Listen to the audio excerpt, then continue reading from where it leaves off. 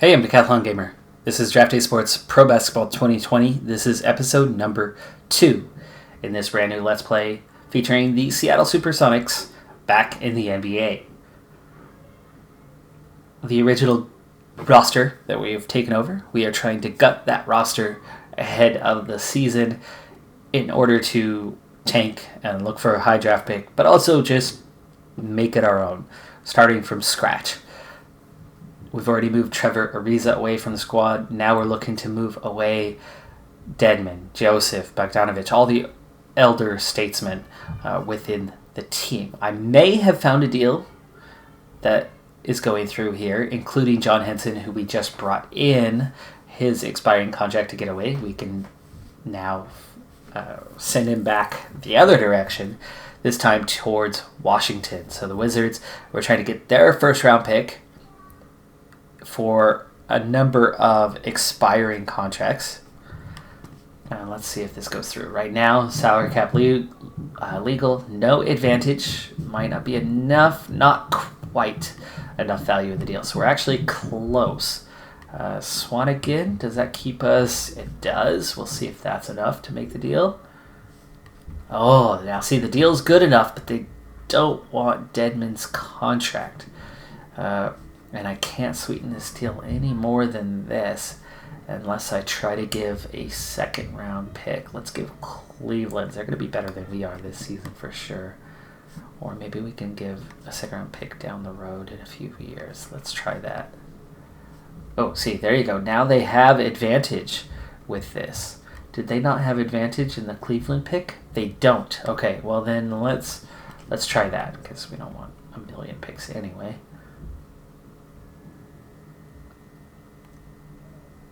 Oh, not quite enough value, really. All right. Well, let's give them our potential pick. There you go. Oh, not first round pick. We already gave away that second round pick. No wonder that's advantage them. Okay, well, we'll try our second round pick from next year. Not quite enough value. What about this year's second pick of ours?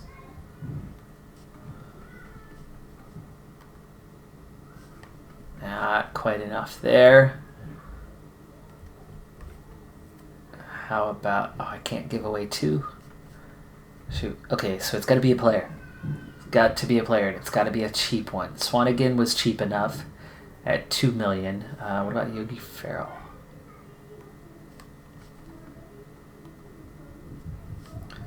Not quite enough for you. So they actually like Swanigan more than Ferrell. We've already got Bogdanovich in the deal. Maybe we need to take Bogdanovich or Henson out and go. Corey Joseph is already in the deal. Let's see. They're not going to like Dellavedova over Henson unless they like the expiring contract.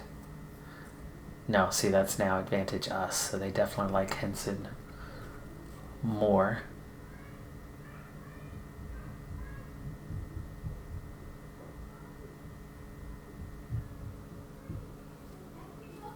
Maybe I take both of them out and then Barnes.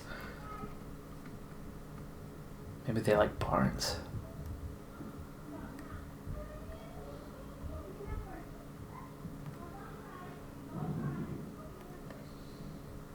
Advantage none. That's giving away 3 quality players for a first round pick. And a bunch of expiring contracts. But it's also saving $11 million. Let's see. You need considerably more in return, really? Okay, let's go back to the Swanigan part in that deal. Not quite enough. Let's go back to that second round Cleveland pick. And we're right back to they don't want Dedmon. Figure if you sweeten it enough, they would. So how about instead of Swanigan, we go for what? What do we go for here? I think we're giving away too much to get this first round pick. I think we could get something from someone else. So we'll pull back out of that for now. Back to the drawing board. Find someone else. The main component of the trade is Dedman, as he's 2.5 star, just at 30, and then we start filling it in with the other guys in the high 20s, and just get younger and younger and try to find some potential, but ultimately looking for draft picks. So, season ready to start. Let's go and get to it. We're going to see the game engine and how that is, and make sure the settings should be what I already preset, but you never know. Oh, see, it didn't save everything I did.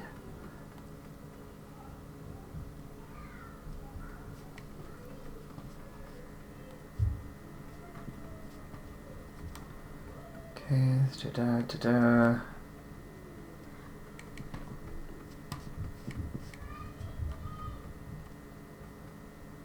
Okay. Back to this. I'm glad I did check that before we went into it. Opening day of the season, Celtics, Cavs, Rockets, Warriors. Warriors beat Houston on the opening day. Nice. Good for them. Sorry, I'm not playing favorites here. Well, of course I am. I'm a human. I have favorites. I will not always be neutral. Sorry, Rockets fans. I will never support your team, but you're going to blow my team away. Let's go ahead and check out the actual game engine. We are going to go AI control, though.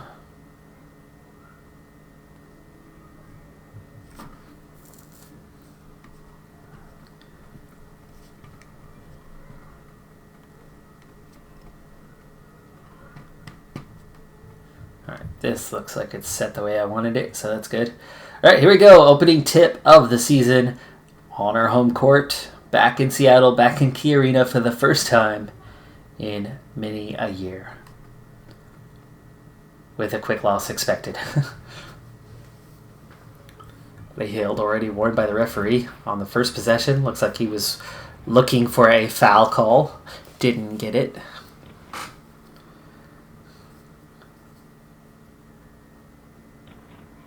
Missed 3 there.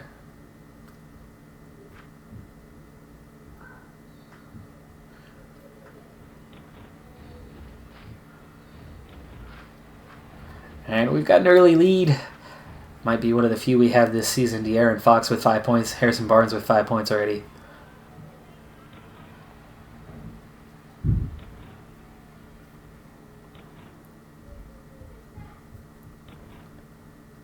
(10-5), 8 minutes left here in the first quarter, so we're just 4 minutes into the season.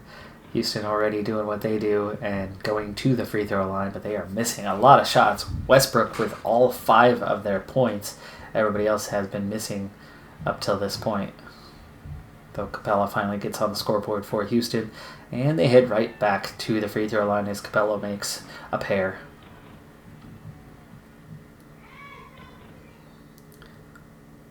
Now, there should be a realistic aspect to how, from what I've seen game mechanic-wise, Houston is going to be at the foul line a lot, just like they are in real life.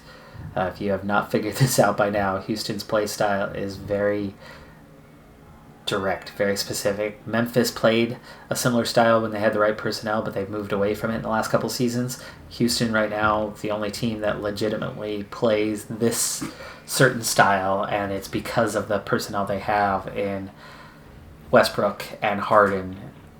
Already, of course, Westbrook just now joining the team, but they were already in this manner. Westbrook does fit the style, but the problem is they don't necessarily fit each other terribly well, playing alongside one another, but I think the team style does absolutely suit them, and that style being that they're going to drive hard to the lane over and over again, and they are going to initiate contact with the defender over and over again, and if the ref gives them the call, they go to the free throw line, they try to get the easy points that way, or they try to get the easy layup if the defender doesn't defend it well enough, or they're just going to step back and take a 3.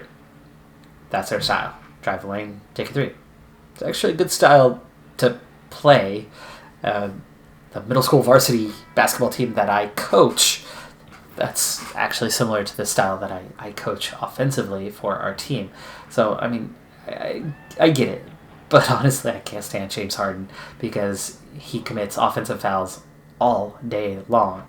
The difference between them and my style with it is for them, they work the refs over. They work the refs all game long, again and again and again. By the way, we trail 7 here. 9 minutes left in the second quarter. But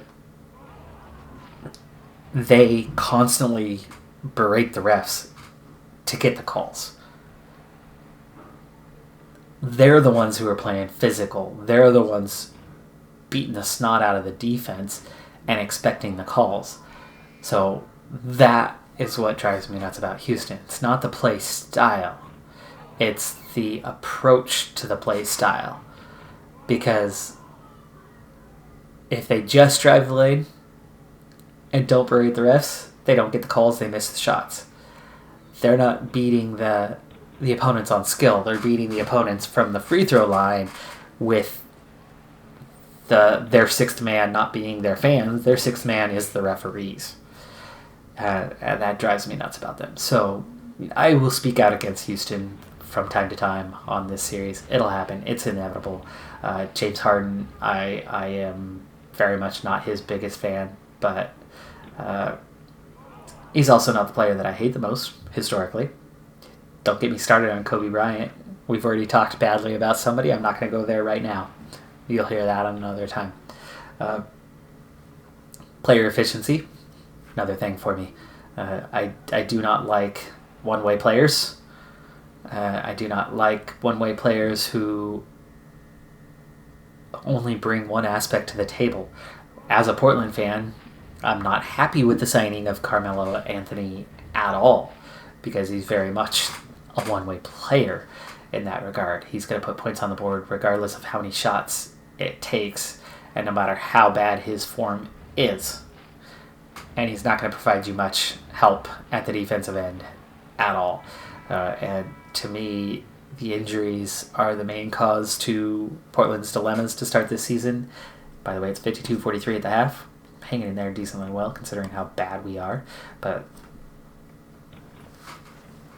the Blazers' problems, the root of their problem, more so than the injuries, is the fact that the new roster this season, it's all offensive players. And outside of Collins and Nurkic, who are both out injured, there isn't a very strong defensive pressure. Yes, Whiteside's going to get you blocks, and yes, Whiteside's going to get you rebounds. But other than that, he's not actually a very good individual defender. He overcommits to the blocks, and that often leads to mistakes and easy buckets for the opponent. Carmelo Anthony's going to pad a few stats in similar manner, but not actually provide you quality individual defense to keep the opponents off the board in the paint. We only trail by 8 here in the middle of the third, so we're still playing pretty well. De'Aaron Fox, 12 points, 7 assists, 5 boards, 6 steals, and a block to go with it. Really nice stat line for him, though he is sitting on 3 fouls. We've got to be wary of that. Bogdanovic replacing Ariza, 1 of 13 shooting. So good job helping us tank, because we're only down by 3 points in our home opener here to the Houston Rockets. Capella has 19. Harden has just made it 17. He just drained a three-pointer. He was 5 of 15 before that. And that's the efficiency side that I talk about. He misses, and he misses. And realistically, Harden, he's not 5 of 15. He's 5 of like 25, but he goes to the foul line 10 times after a million fouls are called against the opponents that defend him. And most of those are fouls on him, not them. And that's back to that part that I talk about. If they don't berate the refs for the last 6-7 years straight, non-stop, Houston's a very, very different team. And relatively average. And definitely not the dominant force that they have been. But they get so many free throws that they don't deserve. Oh, and then there's that whole travel part of his game that drives me nuts. He takes 4, 5, 6 steps out on the perimeter, and because of how much they berate the refs are afraid to call him on it.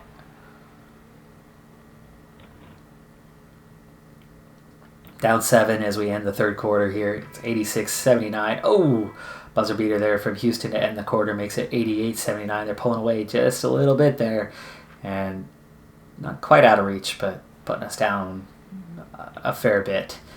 Bogdanovic not looking any better here, just 2 of 15. He's got 5 rebounds, 4 points, but he is absolutely killing us out there. Yeah.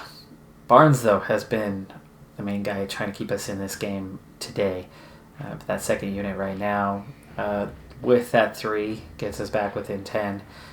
We should hopefully see our starters back into the game here relatively soon with just 9 to play.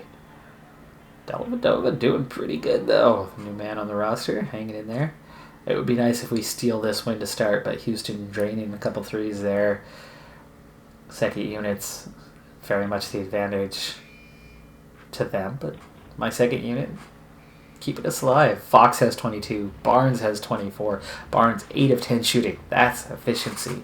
He gets points without having to put up a million shots and waste a bunch of possessions to make that happen. Too many players historically can get 20, 25 a night, 30 a night, and be a huge name in that regard and seen as some sort of legend, and yet their efficiency is terrible, and they don't play defense. And I don't know why people love that. Drives me nuts. 4 minutes to play here, now down 14. Game looks out of reach. We made it good there, made a game of it for a while, but in the end, not enough. Not enough today. But great performance from Barnes, now sitting on 28 points. Can he get 30 before this game's over? He's got 3 minutes to make it happen. He only needs 1 more bucket. Fox gets that one, though, to push his total to 24. He's about to hit a double-double with the assists, and he's could make it a triple-double if he gets a few more steals. There's that 10th assist. He's got the double-double now. And Barnes has the 30 points here with a minute 24 to play. No garbage time as the game's still relatively close. We might see the last 30 or 40 seconds go to that, though. We just hit 10 points, but I think 1 more bucket, and yeah, it's out of reach. Probably garbage time. No subs. Surprising. 10 seconds, and that's the game. Houston wins 116-103. Not a bad performance, though. Barnes especially impressive. Just two fouls, 30 points, 10 of 13 shooting. But as a power forward, he needs a bit more than 2 rebounds to his name. Capella, he's the one who destroyed us. Right? Harden, 9 of 23. Westbrook, 9 of 22. Not great. Westbrook, just a double-double, no triple today. Harden with 10 assists? What? That guy doesn't get 10 assists ever. But anyway, Capella, 26 points, 20 rebounds. 9 of 10 shooting. That's your MVP right there.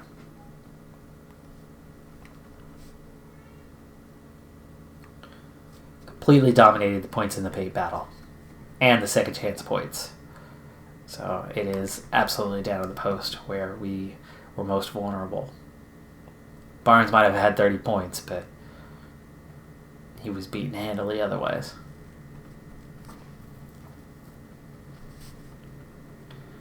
Now, most games are just going to be quick sims. In fact, let's go ahead and sim the whole rest of the first week of the season. What? We just beat Dallas 119-106. I do have it set up to slow things down for our game so we can see as we lose to Denver 98-78. Fox had 12 points in that one. So the quick sim will go quickly, but when it gets to our games, it'll slow down for a little bit so we can see what's going on. We'll occasionally check box scores, but this season, very little matters. Very, very little. We're just going to be pushing the tempo, getting things out there. And I will be spending a lot of time, especially in between episodes, trying to find a trade that works as we lose to Phoenix by just 2 points. They go to 2-2. We drop to 1-3 on the season, but come very close to getting that next win. New Orleans beat us. That's their first win of the season. Lose by 11 on that one. De'Aaron Fox with 29 points and 9 assists. Good performance by him. And that's another week in the books. So job security is not a problem. Again, I've already mentioned this, but we are in the sandbox mode that will preserve our job security. We are staying with this team. I'm not going to be looking to go elsewhere. This is a long-term project to turn this team into something major. So player budget, $165 million. Stat budget at $15 million. We're not going to be making any of these objectives anytime soon, but we're going to see what we can do here long-term wise, and especially here, because it's going to take a long time, especially knowing the way Draft Esports works. We're not going to jump to like a 40 next season. We're not even going to jump to a 20 in any of these. We're going to see very minor improvements in these skills at the end of the season. And depending on how minor, will ultimately determine kind of what pace I really push things at with this series, because we could sim a whole season relatively quickly, but signing free agents, trading players, that takes time. So a lot of that work is going to happen in between episodes. But let's see if we can take a quick minute and find a deal somewhere with someone. Actually, hold on. Let's go with who needs help early in this season. Let's go full league, and it's Utah. Golden State 5-1. Wow, and the Lakers. Oh, it's the Wizards 0-5. They won a deal, but we couldn't make one work. The Hornets or the Pacers. Let's look to the Hornets first and see if we can't get something going with the Hornets to help them on early in this season. Look at the salary information. It's always easier to see that one, the expiring contracts and whatnot.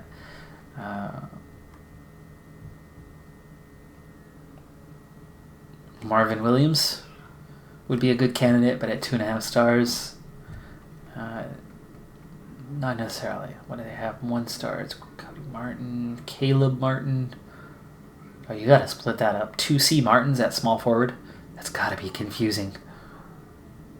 Both are on small salaries, though. Devontae Graham, Dwayne Bacon.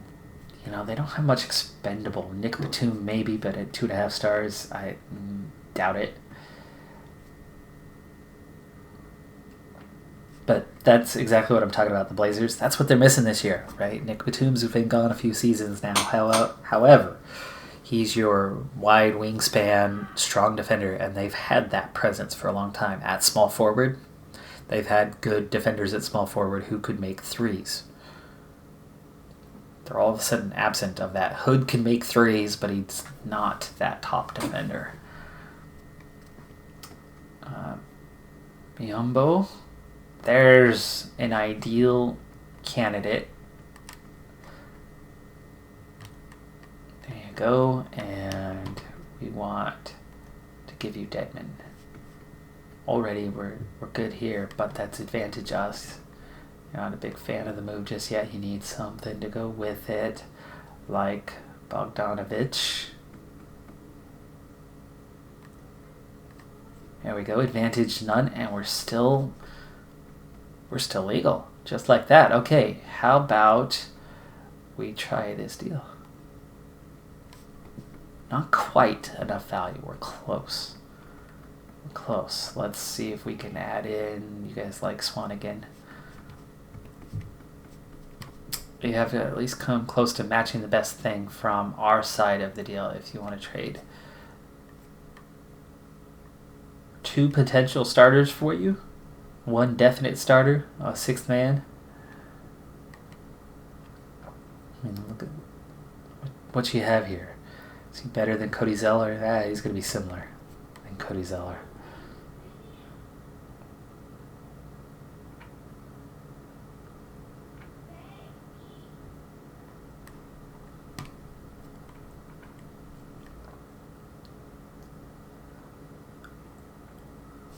But all you're giving up is that first round pick.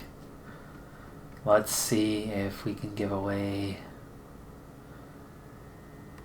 one of these second rounders, if that's going to make you happy. Nope. I don't think the Hornets are going to deal. They value that pick a little bit too much and not value the players we're sending at them. Let's see, who's the other one that was at that 1-4 mark? Pacers.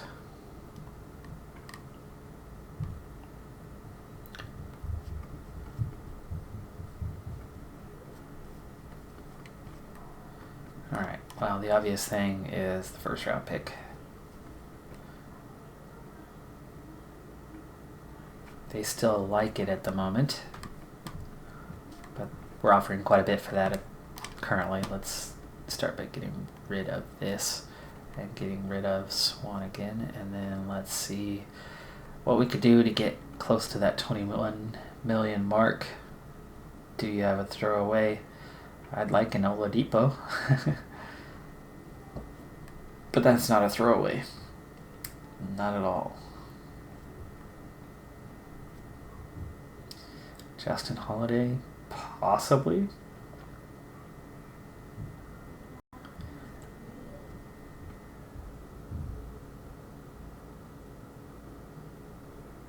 Doug McDermott? That could be...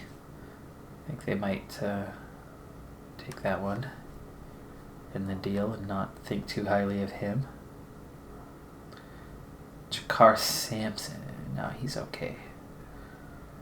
Okay, what do you have? Well, you don't have the old players that I have. You get Justin Holiday. Well, let's give it a shot. I don't know how highly they value him, and they don't seem to value him that high. So there you go. And who's the worst overall? And TJ Leaf. Oh, there you go. Okay, salary cap legal. And they like what they're getting out of these two guys. Now, it's throwaways for me, but you advantage them. There's a good chance they would take this deal. But can I get us a little bit closer? Holiday's already in the mix. So we're getting at least a little something out of that. But he's 30. That's just something for the season. Expiring contract. Can we get somebody slightly better in the young realm? Do you have anybody that's... Not really. No, you don't. Batadze? Let's see if we can get Batadze in there over one of these guys like TJ Leaf. Advantage none. There you go. We'll try that. Very far apart. Okay, how about instead of... Let's see. What was the other one? Aaron Holiday. Or, actually, instead of Justin Holiday.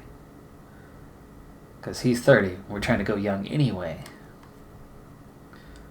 Take him out, and we need a financial balance, so bring in TJ Leaf again. Oh, there you go. Advantage, Pacers. But we're actually getting something out of it in Goga Bitadze.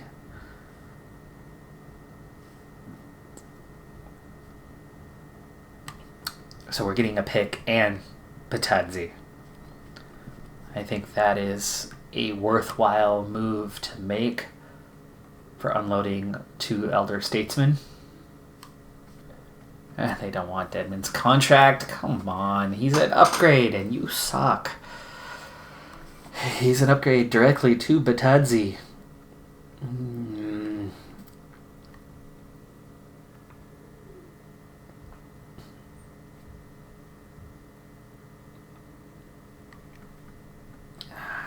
There's no bad contract that you have. Is there? You don't have bad contracts.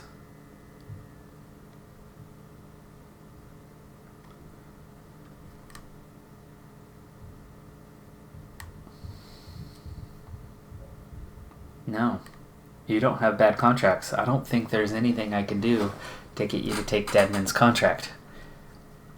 And this is the problem. I get a deal that they like, that they want, that favors them, but it's still not something they want. So it's really, really hard to make deals on here. The Grizzlies were somebody that I've dealt with in the past and came really close. Let's make one last effort here, see if we can get something going. They have lots of expiring contracts. Iguodala, for example, plenty of money in Iguodala. And wow, see, that's already. But this is what I want. They actually like Iguodala a little bit? How? How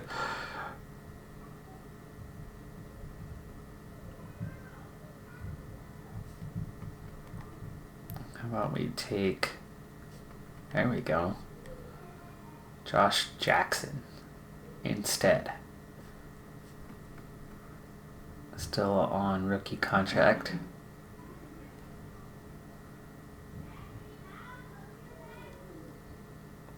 Ooh, so I'm kind of liking this.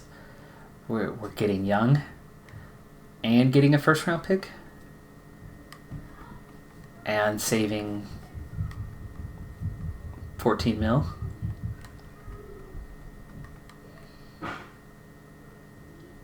Can we get something else with it? Like, no, not those guys. Somebody else that's young. I'm intrigued by Dylan Brooks just because he's an Oregon Duck. It's my alma mater. Let's see. Anthony Melton. Yeah, what about Melton? Okay. What about Brooks? Wait. What about an additional pick? It's obviously not a first round, but maybe we can get like next year's second round. Okay, what about the year after? Okay. Yes. You want to give me 3 straight second round picks and still say that I have the advantage? That's... Yeah.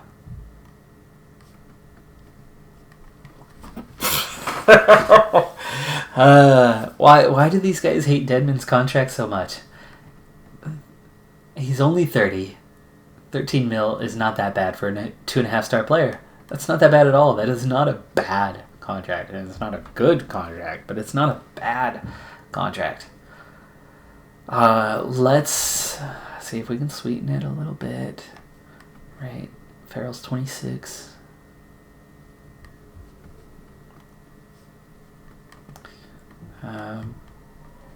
Take off one of those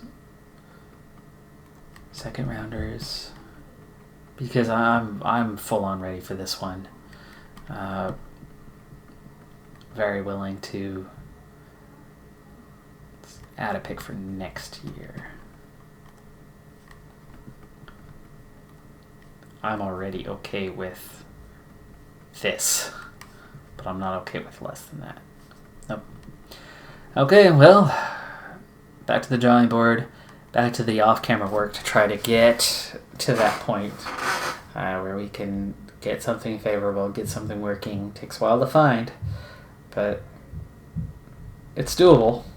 We've made one deal. We'll make more.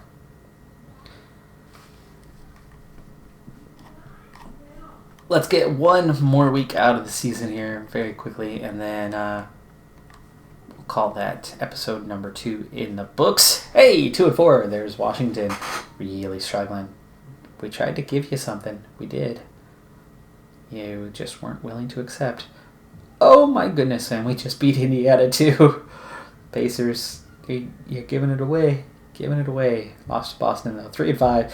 We're lucky to be 3-5. We really are, but we've had a little bit of an easy schedule here early in the season. Played a lot of the worst teams already.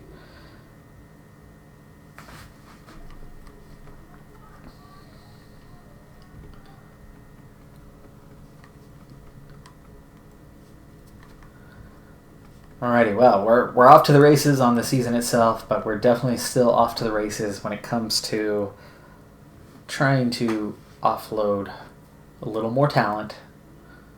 Not much to go. We're maybe 2 trades away from being done for the season.